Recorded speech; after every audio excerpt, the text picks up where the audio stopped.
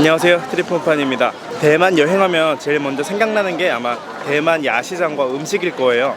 근데 여러분, 왜 중화권 여러 나라들이 있는데 하필 대만이 야시장으로 유명할까? 이거를 생각해 본 적이 있으세요? 오늘은 이 궁금증을 해소해 보려고 합니다. 대만 야시장이 도대체 뭔지, 그리고 왜 유명해졌는지. 일단 야시장이 정확하게 무엇인지 알아봅시다. 한국에서는 야시장, 중국어로는 야시라 하죠. 저녁쯤 문을 열어 밤 늦게까지 영업하는 시장을 말합니다. 길거리에 상가를 끼고 있는 야시장이 아닌 이런 별도의 구역이 있는 야시장은 오픈하기 전까지는 되게 한산한 편이에요. 하지만 문이 열면 180도 변하게 됩니다.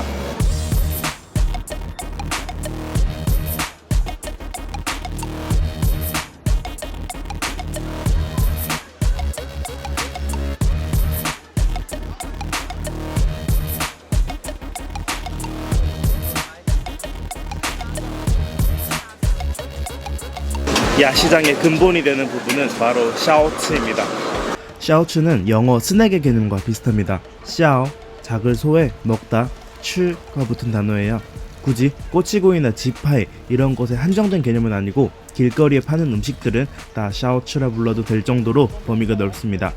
국물이 있는 수프, 볶음면 등 어떻게 보면 식사 같은 것들도 길거리에 판다면 다 샤오츠로 분류되곤 합니다. 이 샤오츠가 야시장의 핵심 컨텐츠입니다. 인터넷에서 유명한 지파이나 치즈감자, 큐브 스테이크 이외에도 먹을거리는 참 많습니다. 그게 여러분 입에 맞을지는 잘 모르겠지만요. 두 번째는 쇼핑구역입니다. 어느 야시장 가나 그렇지만 음식 쪽보다 사람이 많지는 않아요.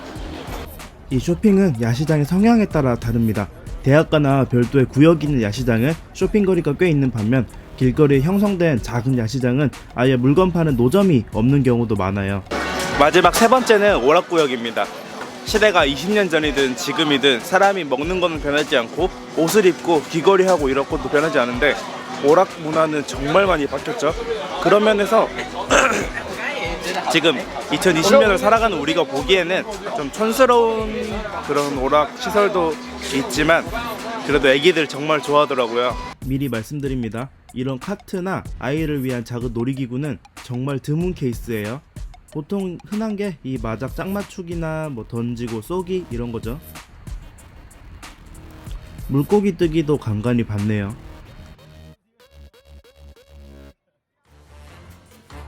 야시장은 크게 두 종류가 있습니다. 첫 번째는 일반 길거리에 형성된 야시장이에요. 일반적인 식당이 모여있는 거리도 있고 대학 상권에 생기는 경우도 있고요. 기본적인 수요가 있어 어느 정도 크게 형성이 된 대학 상권의 야시장은 그 도시에서 가장 큰 야시장 중 하나인 경우가 많습니다. 타이베이의 시다, 타이중의 펑지아처럼요. 다만 이런 길거리 야시장은 규모가 작을 경우 차량 통제가 되지 않는 경우가 많아 이리저리 다니는 오토바이 때문에 돌아다니기 썩 좋지 않습니다. 물론 유명해서 사람 몰리는 곳은 차량 통제가 되고요. 일반 길거리니만큼 낮에 가도 상점들은 어느 정도 열려 있습니다. 두 번째는 아예 따로 구역이 있는 야시장입니다. 오토바이 주차장이 따로 있고 사람들이 놀러 오죠. 음식구역, 상점구역, 놀이구역 등 상대적으로 구역이 잘 구별됩니다. 낮에 가면 당연히 영업하는 곳이 없어 굉장히 한산합니다. 우리가 일반적으로 생각하는 야시장의 이미지에 가깝습니다. 타이베이의 시린, 타이중의 한시, 가오슝의 루이펑 등이 있습니다. 대만 전역에 약 60개의 야시장이 영업 중이며 여러분이 여행하는 대도시 타이베이, 타이중, 가오슝 등에는 거의 동네마다 야시장이 하나씩 있다고 해도 과언이 아니에요. 이렇게 대만의 발달된 야시장은 대만 여행의 가장 강력한 세일즈 포인트입니다. 이 야시장은 어디서 어떻게 생겨났을까요? 우리가 일반적으로 하는 야시장은 중국 한족의 문화입니다. 야시장으로 잘 알려져 있는 나라들 대부분이 고대, 중세로부터 중국의 영향을 어느 정도 받은 나라들이죠. 야시장의 기초적인 컨셉은 중국 당나라 시대에 나타납니다. 당시 당나라의 수도 장안은 세계의 문물과 사람들이 몰려드는 국제도시였고 다양한 사람들이 모이며 상업이 발달하니 야시장이 생길 수밖에 없었죠. 이후 본격적으로 야시가 발전한 것은 중국 송나라대입니다. 상업이 융성했던 송나라 수도 개봉, 카이펑은 밤에도 불이 꺼지지 않을 정도로 번화해 그 모습을 나타내는 단어 불야성이 생길 정도였습니다. 화려한 인테리어, 배달 시스템, 24시간 영업하는 식당 등 현대 그것과 가까울 정도로 발달된 카이펑에서 야시장은 방문화의 중심 역할을 했습니다.